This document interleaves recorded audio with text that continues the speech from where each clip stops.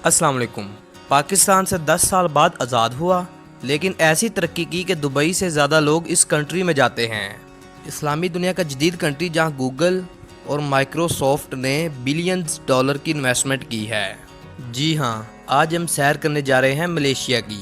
2025 میں ملیشیا کے لوگ کیسی زندگی گزار رہے ہیں؟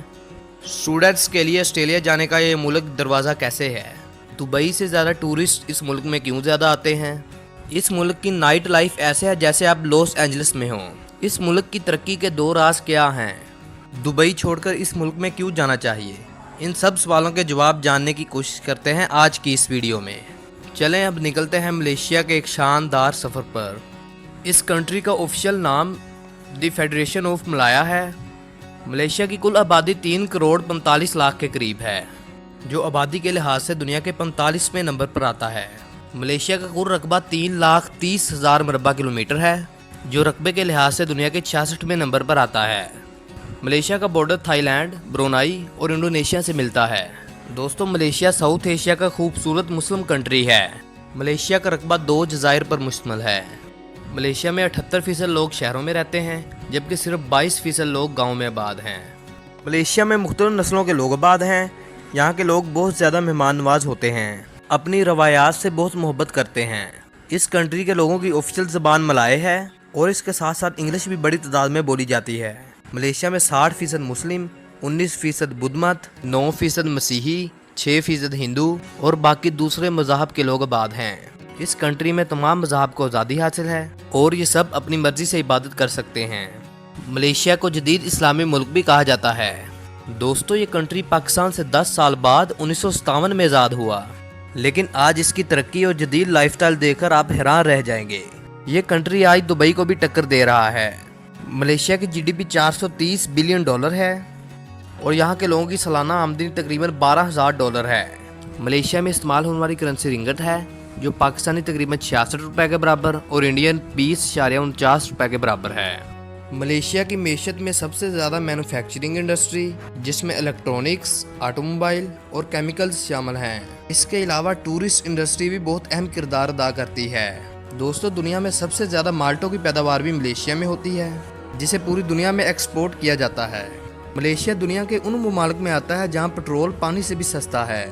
اس کی ایک وجہ یہ ہے کہ ملیشیا پٹرول پیدا کرنے والے ممالک میں آتا ہے، اور گورنمنٹ پٹرول پر سبسڈیز دیتی ہیں۔ اس کنٹری میں پاکستانی 85,000 کے قریب آباد ہیں، جس میں کچھ کام کی غرض سے آئے ہیں، اور بہت سے پاکستانی پڑھنے کی غرض سے بھی آتے ہیں، کیونکہ ملیشیا میں آپ 2 سیمسٹر کرنے کے بعد آسانی سے آسٹریلیا بھی جا سکتے ہیں، جبکہ اس ملک میں انڈینز کی تعداد 24 لاکھ کے قریب ہے۔ آپ کو اس کنٹری میں بڑی تعداد میں انڈینز نظر آئیں گے۔ دوستو، ملیشیا میں سبزائی بہت زیادہ ہے، جس کی وجہ سے یہاں کے لوگوں میں سانس کی بیماری نہ ہونے کے برابر ہے۔ لوگ صاف ستھری فضا میں زندگی گزارتے ہیں۔ ملیشیا کو بادشاہوں کا ملک بھی کہا جاتا ہے۔ اس کی وجہ یہ ہے کہ یہاں ہر زمانے میں ایک علاقے کا کنگ ہوتا تھا۔ اسی وجہ سے آپ کو آج بھی بہت سے محل دیکھنے کو ملیں گے۔ ملیشیا کا کیپٹل کوالالمپور ہے، جو ملک کا سب سے بڑا اور آبادی والا شہر ہے۔ اس کی کل آبادی 18 لاکھ کے قریب ہے۔ دنیا کی سب سے فیمس عمارتوں میں سے ایک کوالالمپور کے ٹاورز بھی ہیں۔ آپ جب بھی انٹرنیٹ پر ملیشیا سرچ کریں گے تو آپ کو یہ بلڈنگ سب سے پہلے نظر آئے گی۔ 2004 تک یہ دنیا کی سب سے بلند عمارت تھی۔ یہ سٹی صاف ستھرا اور بہت خوبصورت ہے۔ دوستو، سوچنے کی بات یہ ہے کہ کیسے یہ ملک پاکستان سے 10 سال بعد آزاد ہوا، لیکن 50 سال اس سے آگے نکل چکا ہے۔ اس کو جاننے کے لیے ہمیں تاریخ میں پیچھے جانا پڑے گا۔ اس ملک میں اسلام کی آمد 10ویں صدی سے ہوئی، جو عرب تاجروں کے ذریعے پھیلا۔ اس سے پہلے ہندو اور بدھ مت سب سے زیادہ آباد تھے۔ 18ویں صدی میں برطانیہ نے اس پر قبضہ کیا، جیسے برطانیہ نے برصغیر پر قبضہ کیا تھا۔ لیکن غلامی کے اس دور میں ملیشیا میں ایک ایسا شخص پیدا ہوا جو ملیشیا کو اندھیرے سے نکال کر روشنی کی طرف لے آیا۔ اس کا نام عبدالرحمن تھا، جو 1903 میں پیدا ہوا۔ اس نے آزادی کی تحریک چلائی اور ملیشیا کو آزاد کروایا۔ آج اسے بابا ملیشیا بھی کہا جاتا ہے۔ 31 اگست 1957 کو اس ملک کو آزادی مل گئی۔ یہاں تک کی کہانی ایک جیسی ہے۔ ایسے ہی پاکستان کے بابا قوم قائد اعظم محمد علی جناح ہیں، جنہوں نے پاکستان کو آزادی دلوائی۔ لیکن آزادی کے بعد ہمارا سفر پسماندگی کی طرف چلا گیا، جبکہ ملیشیا ترقی کی بلندیوں کی طرف بڑھنا شروع ہو گیا۔ جدید ملیشیا کا آغاز 1981 سے ہوا، جب مہاتیر محمد ملک کے وزیر اعظم بنے، جنہوں نے ملیشیا کو ایسی ترقی دی کہ دنیا بس دیکھتی ہی رہ گئی۔ और इस तरक्की के दो सबसे बड़े राज थे, करप्शन फ्री हुकूमत और मुल्क में तालीम के निज़ाम को सबसे ज़्यादा अहमियत देना। आपको सुनकर हैरानी होगी कि मलेशिया का निज़ाम तालीम दुनिया का बेहतरीन निज़ाम तालीम समझा जाता है। इसी वजह से आज मलेशिया का लिटरेसी रेट 95% है, मतलब पूरा मुल्क ही पढ़ा लिखा है। यहाँ तक कि आप अगर मलेशिया में कुछ सेमेस्टर तालीम हासिल कर लेते हैं तो ऑस्ट्रेलिया भी मलेशिया के स्टूडेंट्स को वीज़ा दे देता है, और स्टूडेंट्स के लिए ऑस्ट्रेलिया जाने का आसान रास्ता मलेशिया से है। मलेशिया में बच्चों को 7 साल के बाद स्कूल में दाखिल करवाया जाता है ताकि बच्चे को माँ बाप का मुकम्मल प्यार मिल सके। यहाँ के लोग भी शरीफ, मुल्क भी इस्लामी और करेंसी भी मजबूत, इसलिए यहाँ के लोग सुकून की ज़िंदगी गुजारते हैं और पाकिस्तानी भी यहाँ खुशी से रह रहे हैं। बहुत से पाकिस्तानी होटलिंग और टूरिज़्म सेक्टर्स में हैं। इसके अलावा ग्रोसरी स्टोर्स, रेस्टोरेंट और कपड़ों की दुकानें भी चलाते हैं। दोस्तों, टेक्नोलॉजी में भी मलेशिया बहुत तेज़ी से तरक्की कर रहा है।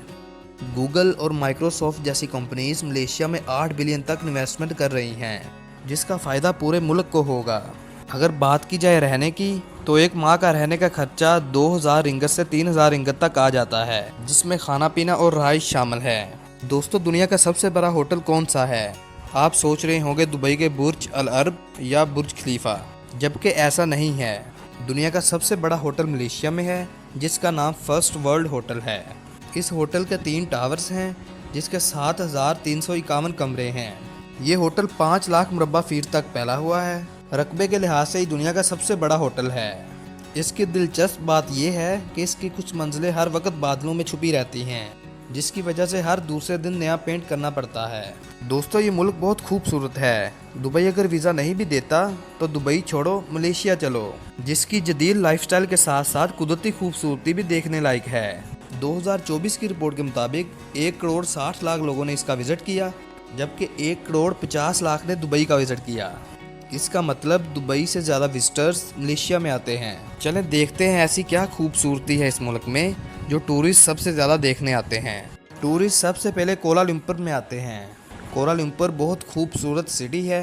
इस बात का अंदाज़ा आप यहाँ से भी लगा सकते हैं कि इसे एशिया का लंदन भी कहा जाता है। मलेशिया में 365 दिनों में से 250 दिन बारिश होती है, मतलब आपको यहाँ पर बहुत ज़्यादा बारिशें देखने को मिलेंगी। बुलंदो बाला इमारतें आपको पूरे शहर में नज़र आएंगी और इनका आर्किटेक्चर भी बहुत मुनफरिद है। लेकिन इन मुनफरिद इमारतों में ट्विन टावर सबसे ज़्यादा मुनफरिद है, जो मलेशिया की पहचान बन चुके हैं। इसका टूरिस्ट ज़रूर विज़िट करते हैं। मलेशिया का ट्रांसपोर्ट का निज़ाम भी बहुत जदीद है। ट्रैम, मेट्रो, ट्रेन और बस सब कुछ आपको आसानी से मिल जाता है। कोलालंपुर में घूमते हुए आपको लगेगा ही नहीं कि आप एशिया में घूम रहे हैं, बल्कि ऐसा लगेगा जैसे आप यूरोप में हों। इस कंट्री की सबसे अच्छी बात यह है कि ये दुबई और यूरोप की निस्बत बहुत सस्ता है। इस कंट्री में आप जब भी जाएं तो कैश कम लेकर जाएं, क्योंकि ये कंट्री कैशलेस हो चुका है। हर जगह आपको ऑनलाइन पेमेंट करनी पड़ती है। इस कंट्री में आपको एक वक्त का खाना 5 से 6 रिंगत पे आसानी से मिल जाता है, और होटल में एक रात रहने का किराया 70 रिंगत तक होता है। इस शहर में आपको इंडियंस और पाकिस्तानी बड़ी तादाद में नज़र आएंगे। अच्छी चीज़ ये है कि हलाल रेस्टोरेंट आपको आसानी से मिल जाते हैं। इस इलाके की नाइट लाइफ भी बहुत फेमस है।